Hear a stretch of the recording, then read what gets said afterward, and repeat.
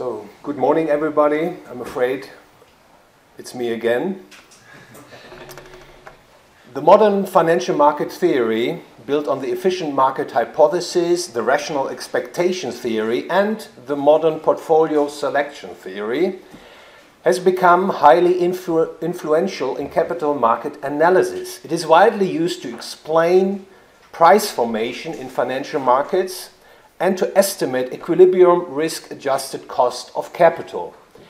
The modern financial market theory has a very strong impact also on investor behavior, and it also shapes financial markets regulation and thus affects the allocation of scarce resources in the economy. And due to its importance in theory and practice, the monetary financial market theory has been the object of many empirical analyses. This article takes a different route. It attempts to offer an epistemological critique of the modern financial market theory by taking recourse to the logic of human action.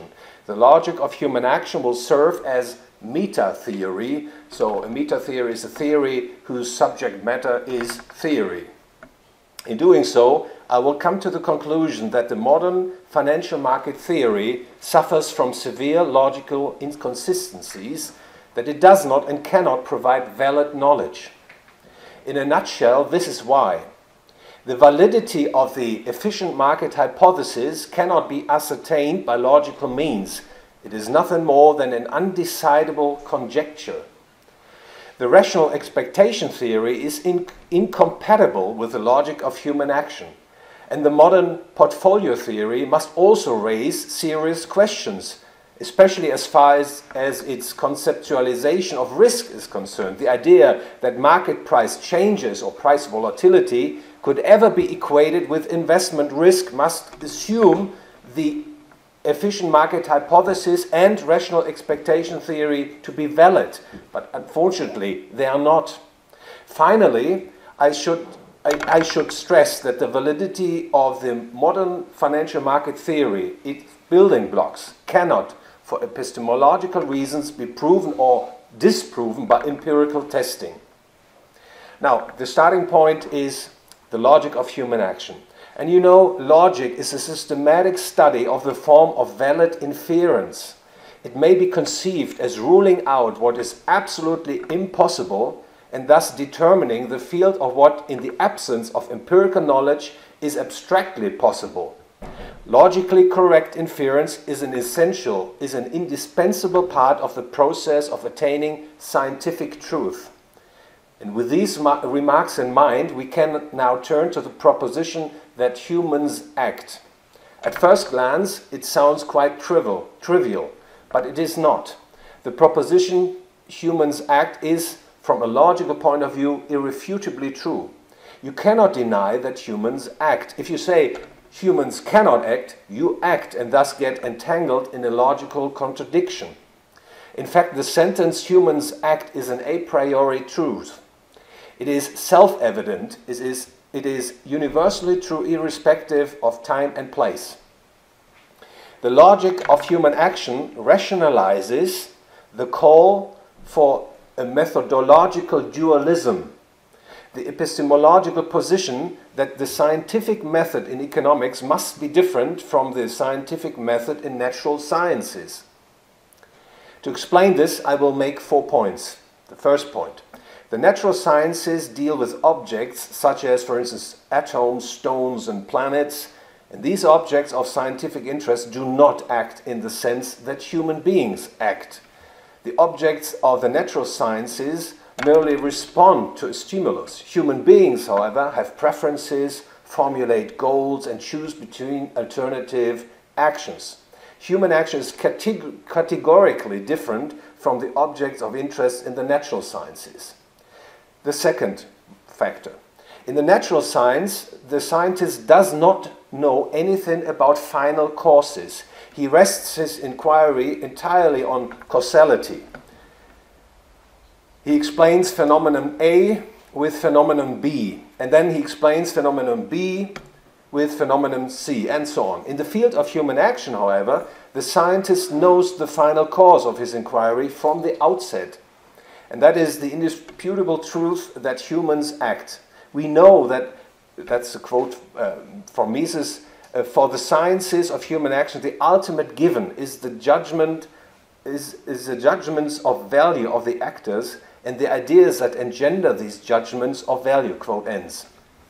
The third factor, in the natural sciences, one can typically detect regularities or constants in the sense of if X, then Y, or if X rises by A%, then Y changes by B%. Such behavioral constants are impossible to find in the field of human action. The reason is humans' ability of learning. One cannot deny that human beings have the ability of learning without causing a logical contradiction. If you say human beings cannot learn, you cause a performative contradiction. For saying humans cannot learn means admitting that you have learned to learn at some point in the past. Thus contradicting what you just have said. And if you say human beings can learn not to learn, you presuppose that learning is possible, which is an outright contradiction. And the fourth factor. As one cannot deny that human actors have the ability of learning, the conclusion is that there cannot be basis statements in the field of human action. In natural sciences, one can obtain through repeatable experiments homogeneous basis statements which can be used for testing the hypothesis under review. Such basis statements, however, cannot be identified in the field of human action. We can sum up here that economics cannot be conceptualized as an empirical science, but it can be consistently argued that economics is an a priori science of human action and that the logic of human action is the proper scientific method in economics. Now I would like to turn to the efficient market hypothesis. The efficient market hypothesis goes back to the work by the French mathematician Louis Bachelier and was made popular in particular by Paul Samuelson and Eugenie Fama in the middle of the 1960s. The efficient market hypothesis holds that market prices incorporate at all times all relevant information. An investor who uses the information received by the markets cannot expect to earn an excess return. Trading strategies for trying to outperform the market are doomed to fail. And you may know the efficient market hypothesis comes in three forms: the weak form, the semi-strong form, and the strong form. Now, it is an empirical fact that many investors keep buying and selling selectively chosen stocks. Obviously, they hope to outperform. They do not consider financial markets to be informational efficient. For if they do, they would refrain from stock picking and hold at all points in time a diversified world financial market portfolio. Of course, this observation does not contradict the efficient market hypothesis, for it may well be that investors have been taken in by a false theory, that they think, in contrast to the efficient market hypothesis message, it is possible to earn abnormal returns. But is there any reason why investors might get it systematically wrong? And if this is so, why don't investors learn from their mistakes? The answers to these questions might be found by critically reviewing the efficient market hypothesis. Let us start with the issue of empirical testing the efficient market hypothesis. Unfortunately, such an effort encounters the well-known induction problem. It says that experience cannot, for logical reasons, prove or disprove a theory's validity. Take, for instance, the case in which the efficient market hypothesis is supported by testing US stock market prices in the period 1970 to 2019. Such a result would not verify the hypothesis. It would merely say that in the period under review, the efficient market hypothesis has not been falsified. But this result does not provide a logical reason to assume that this will also be the case with future observations. Likewise, if the test result shows that some investors in the stock market did earn abnormal returns, It does not mean that the efficient market hypothesis is to be falsified, for it might be possible that in the future, when new observations are made, no investor will earn abnormal returns. The point is that experience can neither verify or falsify the efficient market hypothesis, once and for all. Even worse, any attempt to apply empirical testing in the field of human action is actually doomed to fail. And this is why. In the natural sciences, it is possible to set up laboratorial experiments and analyze how a change in factor X affects factor Y, while all other influencing factors are being kept constant. In natural sciences, we can draw on homogeneous basic statements to test the theory. This is categorically different in the field of human action. Humans act, they form preferences, set goals, and choose among alternatives. They learn. And having said that, data about human action observed in the past represent unique, contingent, non-homogeneous, and unrepeatable events. These data cannot be lumped together as input for an empirical testing. We conclude whether the efficient market hypothesis is right or wrong cannot be validated by analyzing historical data. Now, if you wish to empirically test the efficient market hypothesis, you would have to come up with a provable specification. And this is easier said than done.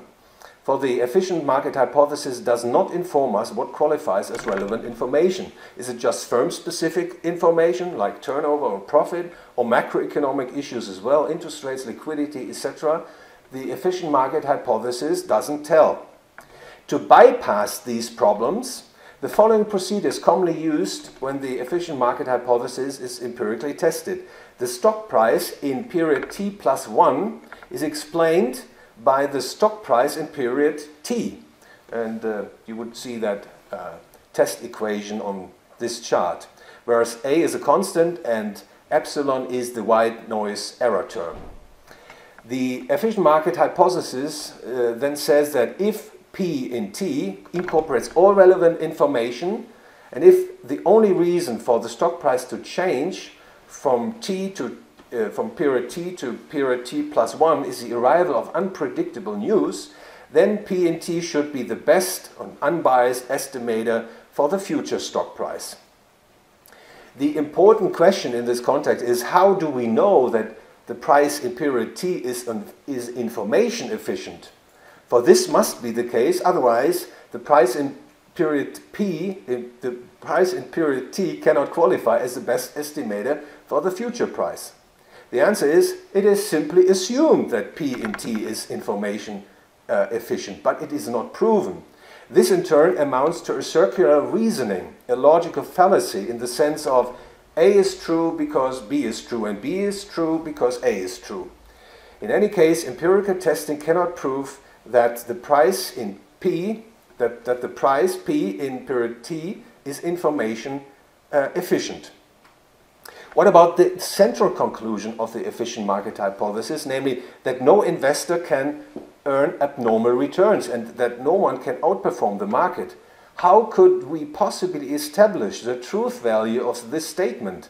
From the statement, all relevant information is incorporated in financial asset prices, we cannot logically conclude that no one might be in a position to outperform by taking advantage in a systematic fashion of the arrival of price-relevant news. For any action takes time.